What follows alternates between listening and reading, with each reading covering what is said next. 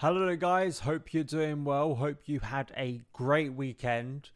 Although Chelsea did not win, the men's team that is, I was actually at Wembley on Sunday afternoon to see the best Chelsea team, Chelsea women, lift the FA Cup once again. Last season they beat Man City at Wembley. This season they beat Man United. It was great to be at Wembley and actually have an enjoyable experience because people who know me, I'm not the biggest fan of going to Wembley, particularly after two cup final defeats to Liverpool and kind of just the mood around those games and not the best journey. But actually yesterday the sun was out. It felt like finally the weather was turning a little bit in the UK. And Sam Kerr, I mean, basically almost like Didier Drogba-esque, has this incredible ability to score big goals in finals. And it was lovely to be there. Loved to see a trophy lift. Emma Hayes, genius, amazing coach. And I felt that team, although they weren't the best, it's quite ironic that an historic day really, it wasn't the first sort of Women's FA Cup final played at Wembley, but it's quite ironic that when Chelsea, of course, beat Man United 1-0 back in 2007, a game I was luckily at, that was quite an historic day for Wembley, for Chelsea, at a new Wembley, and this was the biggest attendance in a Women's FA Cup final. And the fact that Chelsea beat Man United 1-0, there was some a little bit of parallels there, but hopefully this week will bring with it quite an exciting announcement for the men's side of things, and that is Mauricio Pochettino. We've been speaking a lot about him over the past week and how close it's got, and then we had kind of the news on Saturday night, which I reacted to yesterday regarding the deal being agreed, and now we have a lot more information in terms of transfer plans, in terms of the players Pochettino apparently wants to keep, some of the stuff in terms of the players that could be let go, particularly one who played on Saturday, and then also kind of the methods behind Mauricio Pochettino. We always get these pieces around kind of the weird quirks of certain coaches and what they could potentially bring. I remember when Tuchel became Chelsea head coach, sort of using tiny footballs that we saw at Cobham. So there are always these kind of, pieces that we get. But I do think they are interesting. And I have been referencing this book a lot. The book from Guillaume Balaguer that I finished actually today, which is a wonderful book, and I definitely suggest just go and read it because it gives you so much detail in terms of Pochettino, the coach, the person, how he interacts with players, and it's just great insight. So definitely just go and pick that up. But before we get into any of that good stuff, if you are new around here, hit that subscribe button. Make sure the notifications are turned on so you don't miss any of the uploads and content surrounding the appointment of Mauricio Pochettino as Chelsea's new head coach, and also the remaining games of the season. We still have remaining games of the season, and if you are listening on the podcast, thank you so much for tuning in. So we're going to start off with transfer plan stuff. Pochettino, just on kind of the latest updates we have, is expected to fly into London from Barcelona on Tuesday before signing his 3-year contract. So in terms of when the announcement, it could come as early as tomorrow, could be Wednesday. I suspect Wednesday, Thursday time is when we'll get that announcement, because I'm sure Chelsea will want to do a bit of media around it. I'm sure, even though the first presser, I assume, with Pochettino, with new managers, it's sometimes a little bit weird. I remember when Conte was announced kind of in April and we didn't get his first presser until July, but you got to factor in that Conte, of course, was still the Italian national manager and was going to the Euro. So we may get a Pochettino presser before then. It kind of feels more natural that it would happen pre-season time, but we will see on that. So I'm sure there's a lot of media and stuff to be done. But let's get into this piece from Nazar Kinsella, and it refers transfer plans. Mauricio Pochettino and Chelsea agree their transfer plan amid Mason Mount contract demand. Pochettino apparently wants to sign a striker and a goalkeeper this summer, in line with Chelsea's existing transfer plans. That's handy. And we'll start work straight away on reducing the size of the squad and deciding which players he wants to sell. On top of that, he will ask Chelsea to restart contract talks with Mason Mount, who is a target for Liverpool. The midfielder is out of contract at the end of next season and is not close to agreeing an extension after talks with Bowley showed no sign of a breakthrough. If Mount does not agree a new contract this summer, Chelsea are ready to sell the England international and have valued him at around £70 million. Chelsea also need to make a decision over the futures of N'Golo Kante, whose contract expires at the end of this season, and a host of other players in the squad. The club is also under pressure to offload players before June the 30th, so the sales can be included in their financial accounts for 22-23. And deciding who Pochettino wants to sell will be a priority in talks with co-sporting directors Paul Winstanley and Lawrence Stewart. One of those players who could be sold is Edouard Mendy, who did not have a good day in goal when he got back into the team under Frank Lampard on Saturday. This is from The Athletic, Simon Johnson reporting that sources at the club who are speaking anonymously to The Athletic to protect relationships believe one of the reasons for the change in agents, basically, that Mendy has had recently is due to his disappointment in not getting a deal he feels he deserved in the first place, if you remember back to last summer, the negotiations that took place. However, these sources also indicate that Mendy is now aware he is no longer wanted at the club and desires someone else to help him look for a new club. So Edouard Mendy seems to be one of those names who could be on the way out. I made a video, if you haven't gone to check it out, it was on a podcast as well. I spoke about, I think it was like 5 or 6 players who I personally feel Chelsea should be selling this summer. Now, I think some of those are quite obvious. Some of those maybe, in my opinion, are a little bit more controversial. Kovacic's name has come up once again. Seems to be one of those names. I heard from Sky earlier, they believe that up to 9 players could leave.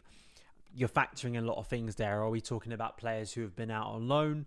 Some quite obvious ones, some out of contract. A lot can go in there. I think that in terms of, I'm looking at the squad as it currently is, and players who, for instance, played on Saturday, it's quite clear what players need to be shipped out. And it's good to me that this is, it may just be nice press briefing right now, but I mean, this is for me defining in how Pochettino's time at Chelsea is going to go. And I know that sounds very dramatic before the guys even signed a contract, but I really do think if we do not trim this squad, he's got real issues. Any coach has got real issues trying to mould the squad in his image, which we've seen Graham Potter and Frank Lampard struggle with. And on top of that, I think the big issue, moving into a season without European football to speak of, means you have less games to use these players. So if you have more players, there's going to be more players disappointed, as there has been this season when Chelsea have had, a bulkier fixture list that they have in recent seasons. So in terms of who do you think will be let go, who do you think is going to stay, let me know your thoughts. I think Mason Mount staying. I did feel that Pochettino could be defining and keeping Mason Mount. I really do, in terms of a coach who would maybe sort of look at it and go, this is a coach who could give me a role that I want to stay at Chelsea. Because I do think, as much as it is about maybe the financial side, obviously, for a player coming into his prime years, I also think just development-wise, it's key for Mount. And if Pochettino can show Mount that his, the right decision for him is to stay at Chelsea, he's not going to be used as kind of just a spare part or a player that's going to be used to cover up other players' deficiencies. It's all about buying into Pochettino's methods. And quite clearly, other than his technical ability, which Mount is a very good player, we know off the ball how key Mount can be too. So hopefully that will be a defining part in Mason Mount being convinced to stay at Chelsea, and hopefully Chelsea can get that over the line, because that's as big as any signing. That's as big to me as the players we have to let go, and that's as big to me as any players we could sign this summer. Really it is. But let's go into one of these sort of methods piece in terms of what Pochettino could bring. And a lot of this is referring to the book I've just read, Brave New World by Glenn Ballaghay. This is from Matt Law, Mauricio Pochettino's methods: hot coals, lemons, breaking mental barriers, and the Gacon test. Apparently, Poch likes to keep a tray of lemons in his office after an Argentine friend told him they absorb negative energy, as he believes he has the ability to see an aura around people. For Pochettino, energy and the mind are everything, and his Chelsea players can expect to be judged on much more than the stats and spreadsheets when their new head coach arrives. Writing in his book, Brave New World, Poch said, "I need data and tests, but what most influences my decisions is my ability to see if the right energy is flowing. I can foresee things that are going to happen and the associated consequences, or which path each player is going to take. I can see it in their auras." He also refers to the fact that in prep for the 2019 Champions League final, it involved players following Pochettino over hot coals and snapping arrows against their throats. A lot of this stuff, it reads well and it creates nice headlines. I think in context, when you actually, as I say, if you were to read that book, if you read a lot about Pochettino, quotes like that make it sound like Pochettino is, maybe you could say, into some sort of outlandish stuff, some flamboyant stuff. Pochettino, he speaks a lot about tactics. He films basically everything, in films, in terms of the training sessions, in terms of obviously the games, and we're pointing that out to players. So it's not the case that we're dealing with someone who's kind of behind the times in sort of the, I guess, the video and sort of tactical analysis side of things. I don't think that's the way you'd frame Pochettino, but he is someone as well that there is an intangible side to this sport, and it isn't just about stats, and it isn't just about spreadsheets, and it isn't just about, to some, FIFA ratings. There are things that make big differences over the course of a season, and having the right characters. And that's as big of a part as, you could speak about all the talent Chelsea have acquired in recent years. I think getting the right characters has been a big problem, and having a coach who can identify those things and really bring a group together is going to be huge. I think that one of the things that, really stands out to you when you read about Pochettino and you read that book in his own words, is that I think he's a very passionate guy. I think he's someone who can be a little bit forceful, but maybe has also learnt a lot in his career of balancing things out and understanding when to be a little bit more forceful, when to sort of be a bit restrained. I find it quite curious that he is someone who doesn't actually have post-match talks with his players in the dressing room. He kind of just lets them be after the game, which is quite rare. It feels like, that's kind of a stereotypical thing that we kind of associate with managers, either the hairdryer treatment or, going in there and having a big team talk. And it kind of shows, kind of that distance that he wants to have with players. That there is a quite clear tactical plan and very set principles that he kind of sets as non-negotiables. But, there also is a bit of freedom to him as well, and he wants to treat his players as adults. So listening to the way people speak about him and listening to the players that have played under him, he can be a very emotional character. He can be someone who can really have a massive influence over players, and particularly younger ones. And it's understandable why I think maybe his best work comes with younger players who can be moulded, who can buy into his methods, maybe than older players who are kind of set in their ways. And I think the younger core of Chelsea squad, that's what's most exciting with Pochettino for me. But definitely just go and read Matt Law's piece. Also, as I keep on saying, read the book. But also, I think the Coach's Voice have done some really good pieces in terms of his tactical kind of profile and setup. If you are interested more in that side, I did reference this a few weeks back. London is Blue Pod. Sam, CFC Central, did a great breakdown on Pochettino's career from a tactical point of view as well. And also looking at Chelsea's current squad and who could thrive, who maybe won't thrive.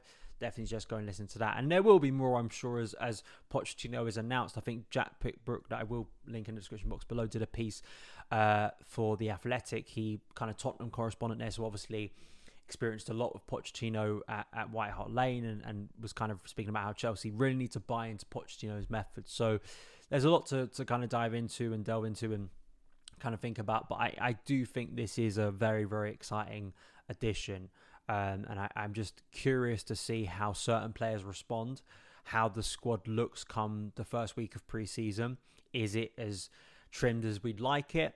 And then also, I think how that team reacts. I think there are going to be some decisions maybe surprise people, as there is with a lot of coaches. I think one of the big storylines that I think is going to develop for me, and it could be, shot down very quickly, is Lukaku. How does Lukaku work, maybe, or doesn't work under Pochettino? Because I wonder if Chelsea are going to be as quick to discard of Lukaku, and whether Pochettino, with the way at times he wants to play direct to his strikers, could maybe see Lukaku in a different light to, say, Thomas Tuchel. But as we know, there are a lot of people who would like to see Lukaku nowhere near Stamford Bridge anytime soon, other than, of course, maybe with a rival club. So those are my thoughts. Let me know yours in the comments below. I will be making the other part of that video, the Pochettino rebuild, where I'll be speaking about the players who Chelsea have to keep after the sell one last week. If you haven't checked it out, please go and do so. We'll be doing more content. I probably will be doing a collab soon or two to kind of discuss this news and discuss what Pochettino coming in means for Chelsea, means for our future next season, all that good stuff. Let me know your thoughts in the comments below. You can follow me on Twitter at SonOfChelsea, and I will see you again very soon. All the best.